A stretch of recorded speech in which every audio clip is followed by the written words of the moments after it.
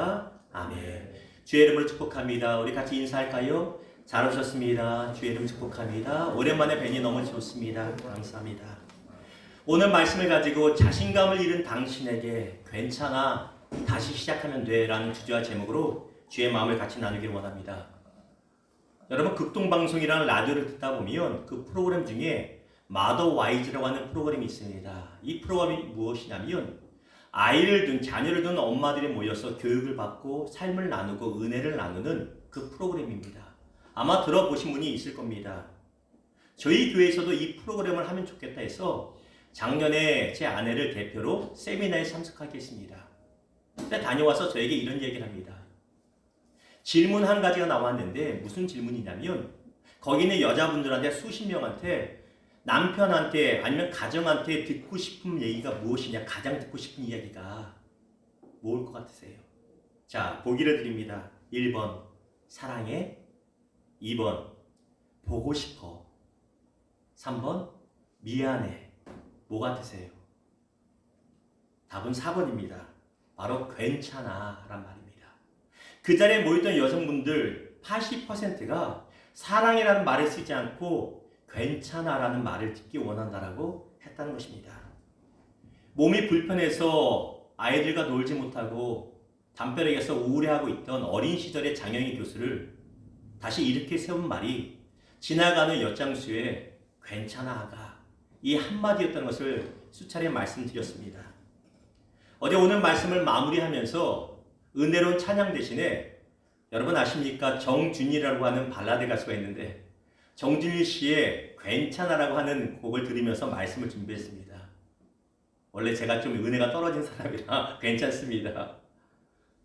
가요지만 가사 중에 괜찮아 별거 아니야 그 구절을 반복해서 듣는데 얼마나 마음이 따뜻해지고 위로가 되는지 모릅니다.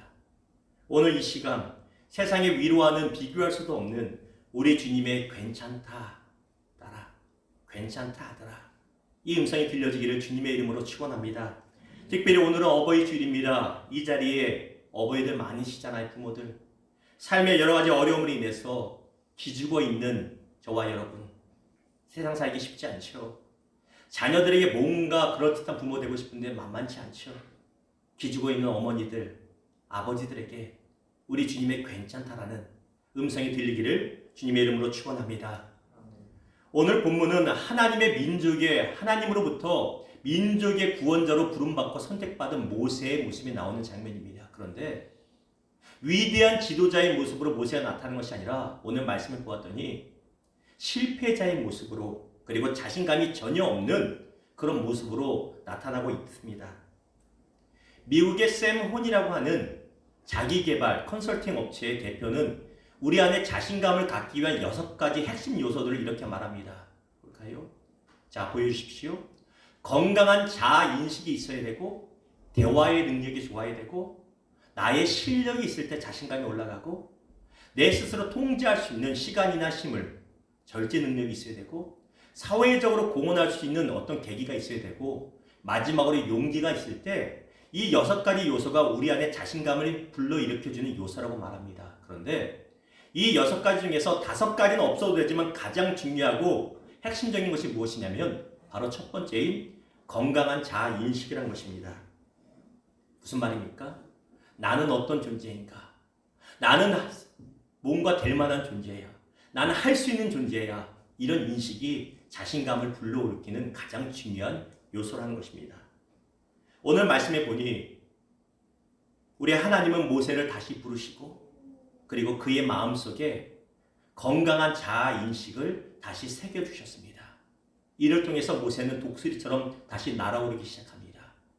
오늘 말씀 듣는 이 순간에 저와 여러분에게 하나님의 음성이 들리기를 주님의 이름으로 축원합니다. 말씀을 통해서 3가지를 같이 나눕니다. 우리 안에 자신감을 회복하기 위해서 주저앉아 있을 때 어떻게 다시 일어나는가? 첫 번째는 자신을 사랑하고 인정하는 말을 하시라는 것입니다. 아프리카의 어떤 부족은 특이한 풍습이 있습니다. 나무가 너무 무성하게 자라고 볼품 없어서 가지치기를 해야 될 때가 오면 가지치기를 하는 대신에 동네 부족민들이 다 나무로 둘러싸고 이런 얘기를 한다고 합니다. 야, 넌 쓸데없어. 우린 너희가 싫어. 없어졌으면 좋겠어. 차라리 죽어버려. 나무로 향해서 비방하고 저주하는 부정적인 말을 한다고 합니다. 그러면 놀랍게도 며칠 지나지 않아서 나무가 시들기 시작하고 마르고 결국은 죽어간다고 합니다. 이런 현상을 과학적으로 얼마만큼 증명할 수 있고 뭐라고 말할 수 있는가? 그건 모릅니다만 중요한 것은 무엇이냐면 우리의 말 한마디가 우리 인생의 존재 가치를 좌지우지할 만큼 힘이 있다는 것입니다. 그래서 철학자 하이데거는 우리 말은 존재의 집이라고 말합니다. 무슨 말이냐면 내 입술의 말을 통하여서 나의 존재가 살아날 수도 있고 존재의 가치가 없어질 수도 있다는 것입니다. 그렇기 때문에 우리가 실패했을 때 특별히 어려움을 겪을 때 우리는 우리의 입술을 통해서 긍정적인 말, 소망의 말, 사랑의 말을 먼저 해야 된다는 것입니다. 오늘 말씀해 보니 모세는 끊임없이 부정적인 말을 내뱉습니다. 끊임없이 실패자의 말을, 파괴적인 말을 내뱉습니다. 안타깝게도 이런 모습은 모세에게 입에 습관이 되어 있습니다. 입만 열면 부정적인 얘기를, 파괴적인 말을 하나님 앞에서 내뱉고 있는 것입니다. 볼까요? 10절입니다. 모세가 여호와께 아뢰되 오 주여 나는 본래 말을 잘하지 못하는 자니이다. 주께서 주의 종에게 명령하신 후에도 역시 그러하니 나는 입이 뻣뻣하고 혀가 둔한 자니이다. 하나님 저 말 못해요. 그런 거 시키지 마세요. 하나님이 아무리 능력 주신다고 말해도 나는 못합니다. 얼마나 실패자의 말로 가득 차고 얼마나 부정적인 파괴적인 말로 가득한지 모릅니다. 이 한 번뿐만이 아닌 것이에요. 우리 출애굽기 6장 11절 같이 있습니다. 시작.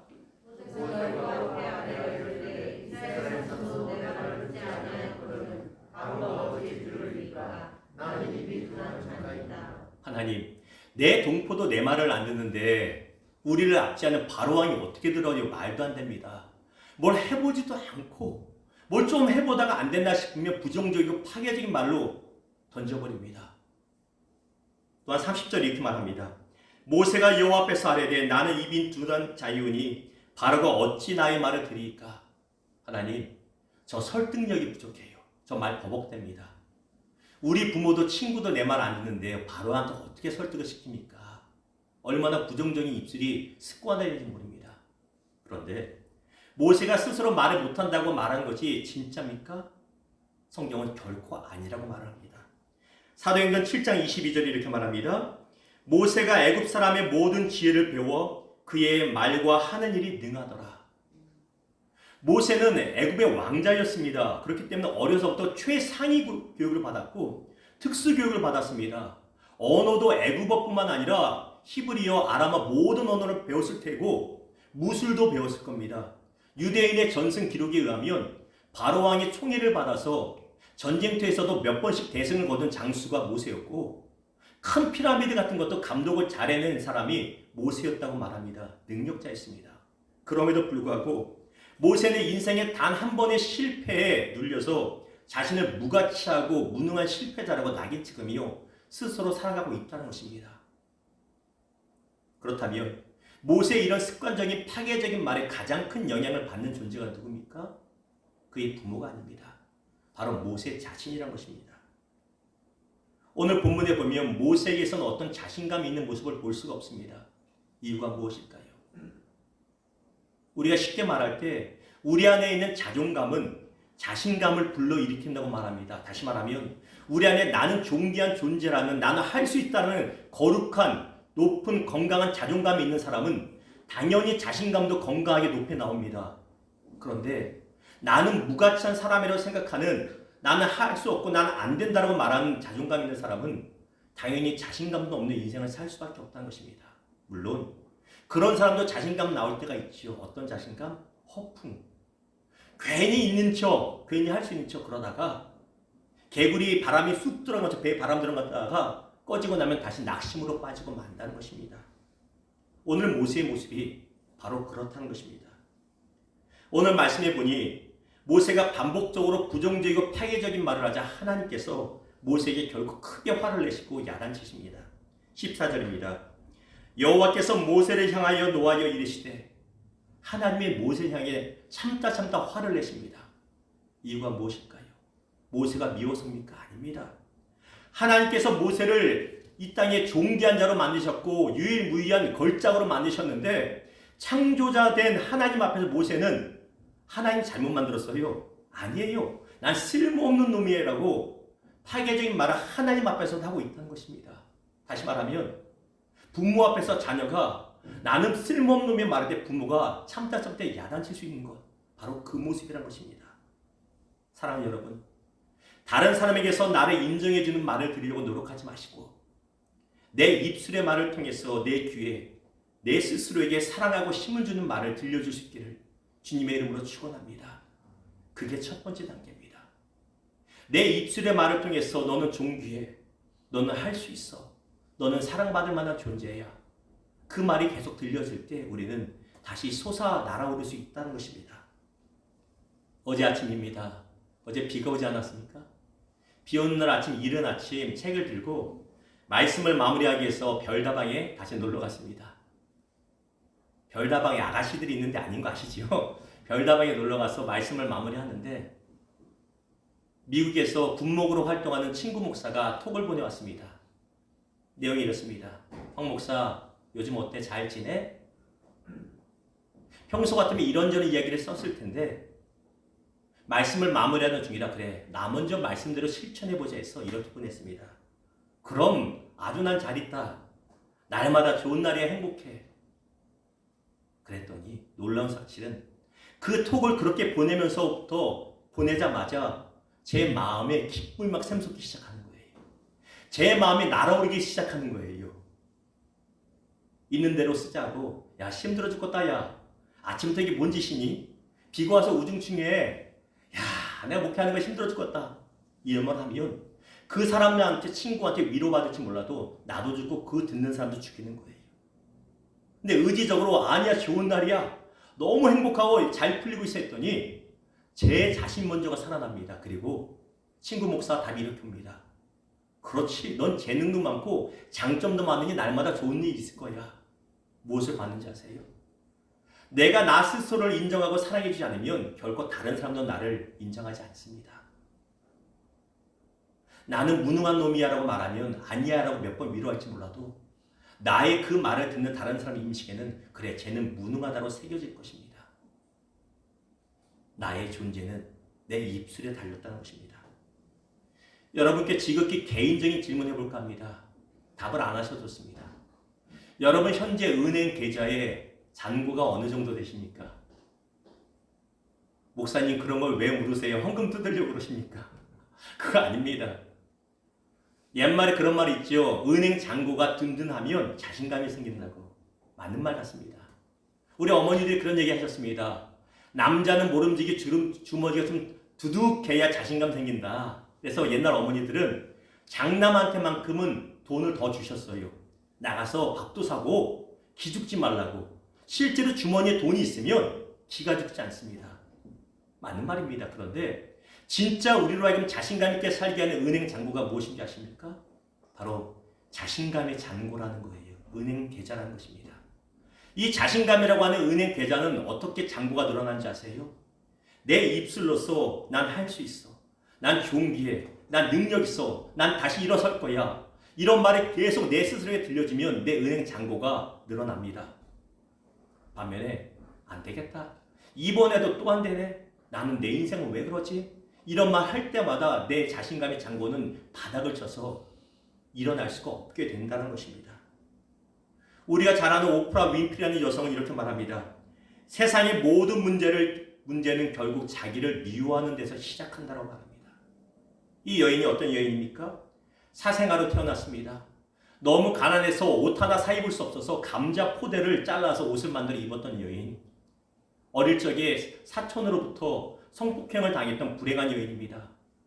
그러나 그녀의 인생이 지금 불행합니까? 아닙니다.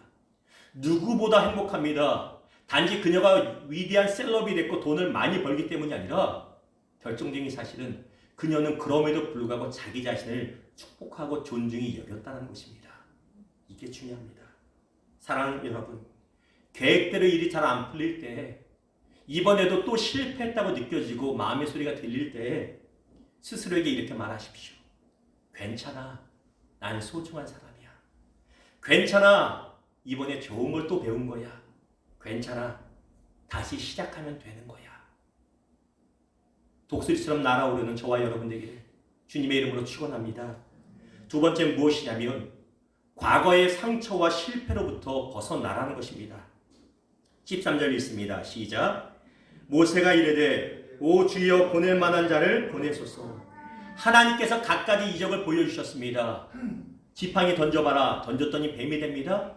네 손을 품속에 넣었다 빼봐라. 문둥병이 걸립니다. 다시 넣었다 뺐더니 깨끗해집니다. 이 정도면 알겠지 내가 너와 함께하는 것을. 가라 말했더니 모세가 하는 말이 아닙니다 주님. 보낼 만한 자를 보내셔서. 무슨 말입니까? 모세는 40년 전에 실패했던 그 실패의 그림자에서 헤어나지 못하는 거예요. 이 모세의 트라우마가 40년이 지났는데도 벗어나지 못하는 거예요. 모세는 40년 전에 애굽의 왕자 시절에 이스라엘 동포를 사랑하고 구원하는 그 애틋한 마음, 애잔한 마음이 있었습니다. 어떻게 하든지 도와주고 싶었습니다. 그런데 모세의 의도와는 다르게 일이 잘 안 풀렸을 뿐입니다. 눈에 볼 땐 실패입니다. 문제는 이 단 한 번의 실패가 40년을 모세의 삶을 붙잡고 있다는 것입니다. 우리 이 자리에서도 과거의 트라우마에 계속 눌려있는 분도 있을 거예요. 실패와 상처에 눌려있는 분이 있을 겁니다. 벗어나시기를 주님의 이름으로 축원합니다. 우리는 지금까지 오늘 본문의 설교를 통해서 모세에 관한 이야기를 하면서 모세가 실패했던 이유는 모세가 하나님 의지하지 않고 자기 힘 의지했고 혈기 부려서 실패한 거라면서 결론은 무엇입니까? 모세가 잘못한 거라고 찝어 말합니다. 그런데 그게 사실일까요? 말씀을 보고 묵상하면 할수록 깨닫는 것이 무엇이냐면 아니라는 것입니다. 또한 성경이 모세의 잘못과 실패가 아니라고 말하고 있습니다. 출애굽기 7장 25절 같이 읽습니다. 시작. 그는 그의 형제들이 사도행전 7장 25절입니다. 시작. 그는 그의 형제들이 하나님께서 자기의 손을 통하여 구원해 주시는 것을 깨달으리라고 생각하였으나 그들이 깨닫지 못하였더라. 동족인 이스라엘 백성들이 모세의 마음을 알아주지 못했을 뿐이지 모세가 잘못한 게 아니라는 것이에요. 우리는 여러 가지 이유로 돼서 모세가 혈기 부려서 모세가 이렇쿵저렇게 해서 모세가 실패한 거라고 모세에게 모든 책임의 굴레를 뒤집어 씌웠는데 성경은 말합니다. 모세 잘못한 거 아니야. 네 잘못 아니야. 백성들이 사람들이 네만 몰라줬을 뿐이야. 좀 더 신앙의 세계로 말하면 모세의 잘못이라기보다는 하나님의 구원의 시간대가 아직 되지 않았다는 것이에요. 그것뿐이라는 것입니다. 그럼에도 불구하고 모세는 과거의 실패에 미어서 스스로를 실패자라고 낙인 찍으며 다시 일어설 생각조차 못하고 있다는 것입니다. 우리가 잘 아는 나폴레옹은 본래 작가가 되고 싶었습니다. 그러나 실패했습니다. 셰익스피어는 작가가 아니라 양모 사업을, 양털 사업을 하고 싶었으나 실패했습니다. 링컨 대통령은 가게집을 운영했는데 작은 구멍가게를 운영하다가 말아먹었습니다.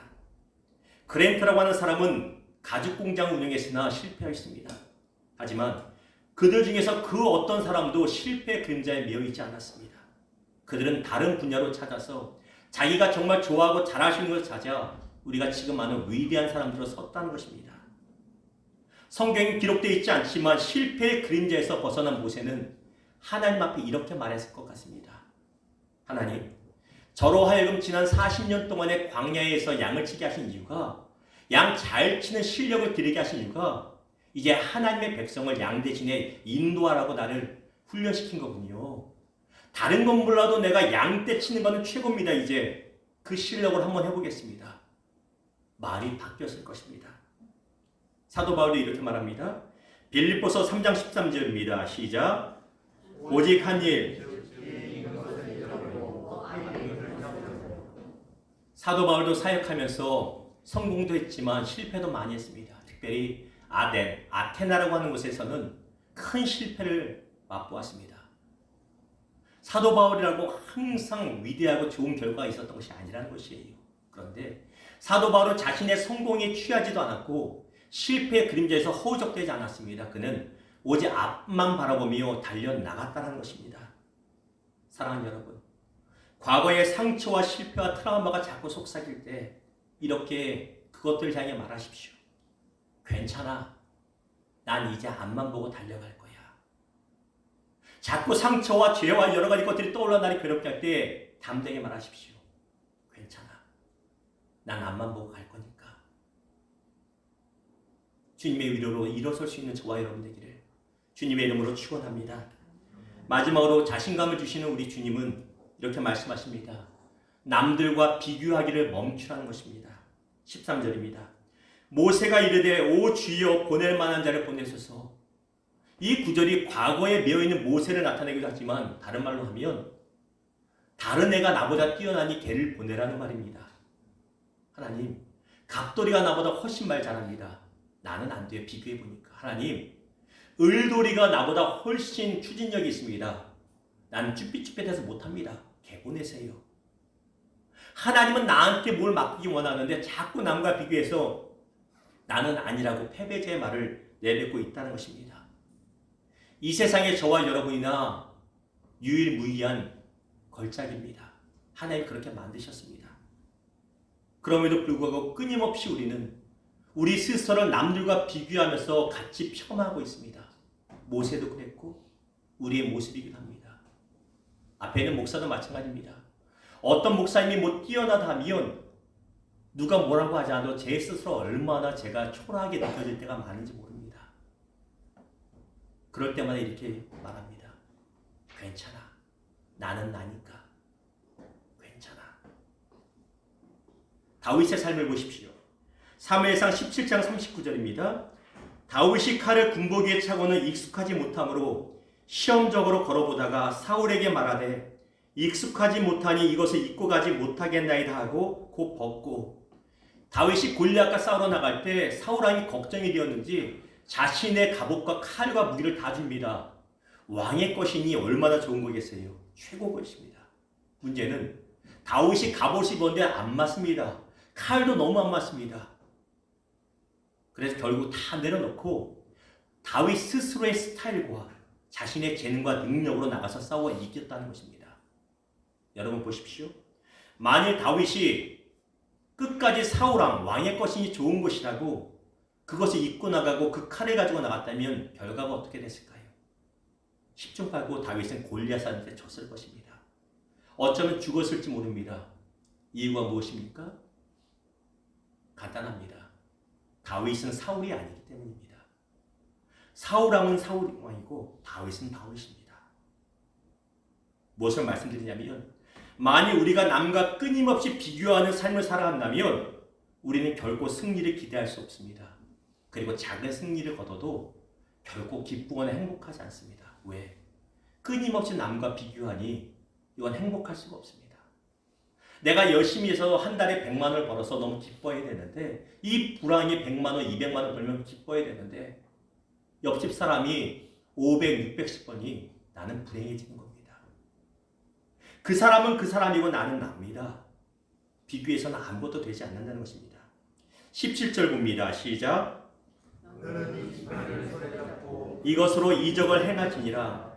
하나님께서 모세에게 지팡이를 주셨습니다. 이 지팡이가 얼마나 능력이 있는지 지팡이를 던지면 뱀이 됩니다.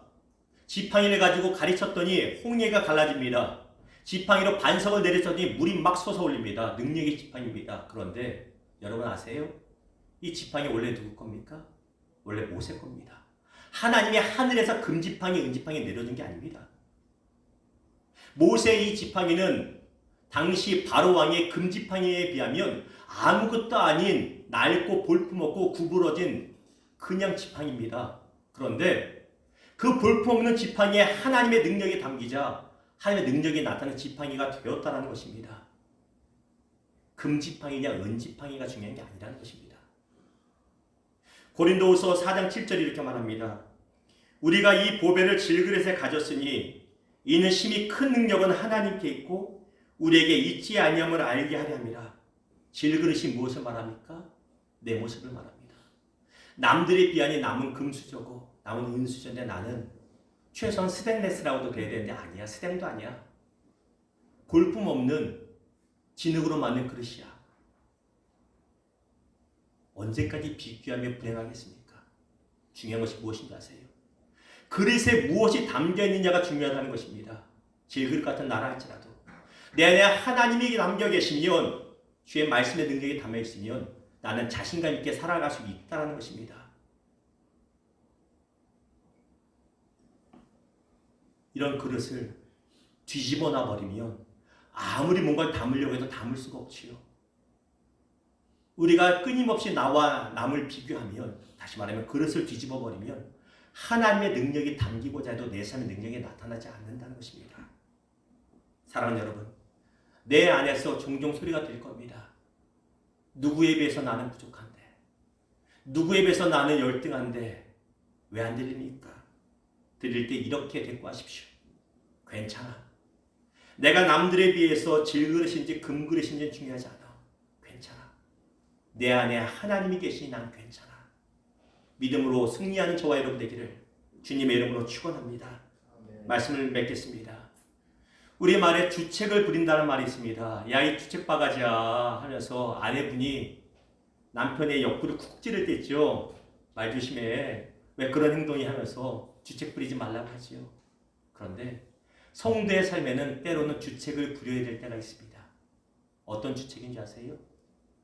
주님이 책임져 주신다. 이 주책이 필요합니다. 나는 능력 없지만, 나는 힘이 없지만 주님이 책임져 주시오. 이 주책의 믿음이 성도에겐 필요하다는 것입니다.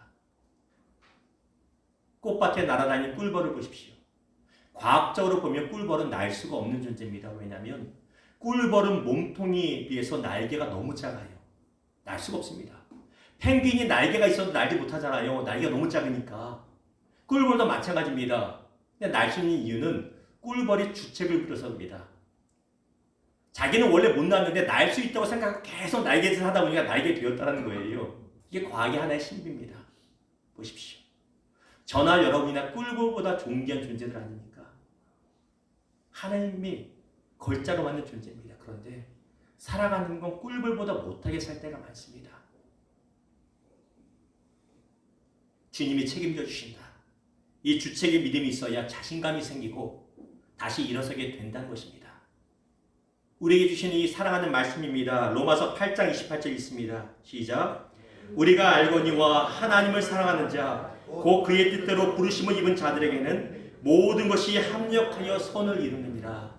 모든 것이 합력하여 선을 이루느니라. 나의 과거의 실패와 나의 현재의 무능함과 남과 비교해서 아무것도 아닌 내 모습을 할지라도 하나님 앞에 드려지면 하나님이 합력하여 선을 이루신다. 이것이 믿음의 주책인 것입니다. 여러분의 마음이 무너지고 의식이 소침해지고 자신감이 떨어질 때 이렇게 말씀하십시오. 그리고 계속 힘이 들면 오늘 말씀은 반복해서 계속 들으십시오. 말씀에 힘이 나타납니다. 지금 이 시간에 우리 같이 이렇게 고백해 봅시다. 따라하십시오. 괜찮아. 하나님께서 반드시 책임져 주실 거야. 다시 한번 말합시다. 괜찮아. 하나님께서 반드시 책임져 주실 거야. 옆 사람 보고도 말할까요? 마스크 쓰시고 괜찮아. 하나님께서 너를 반드시 책임져 주실 거야. 아멘. 우리 마지막 찬양, 우리 광야를 지나며 우리 준비하면서 우리 반주만 먼저 해주시면 잠시 기도했으면 좋겠습니다. 묵상으로. 하나님, 내 안에 자신감이 떨어져 근심이 많았습니다. 나는 왜 이렇게 열등할까? 나는 왜 잘하는 게 없을까? 이번에도 또 실패했는데 어떡하지? 이 문제 어떡하지? 그럴 때 우리 주님이 괜찮다고 말씀하십니다. 다시 힘을 내라고 말씀하십니다. 여러분, 내 스스로 입술로 나를 세워주십시오. 나를 존귀 여겨주십시오. 과거의 실패와 트라우마로서 벗어나십시오. 남들과 비교하는 것을 멈추십시오. 말씀을 기억하며 잠잠히 주 앞에 좀 우리 기도했으면 좋겠습니다.